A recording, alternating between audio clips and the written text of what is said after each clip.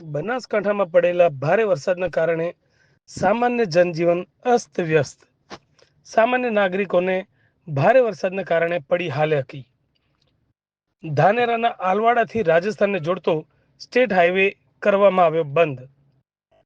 Highway ઓથોરિટીના બેદરકારીને કારણે રોડનું પુરાણ ના કરાતા ખાડાઓમાં ભરાયા પાણી. રોડ ઉપર ખાડાઓમાં પાણી ભરાવાના કારણે વાહન ચાલકોને પડી પારાવાર મુશ્કેલી. ધાનેરામાં સતત બીજા દિવસે વરસાદનું જોર જોવા મળતા અનેક માર્ગો પાણીમાં ગરકાવ. આલવાડા ગામ બીજા ગામોથી ભારે વરસાદના કારણે છૂટું પડ્યું, અળગું પડ્યું.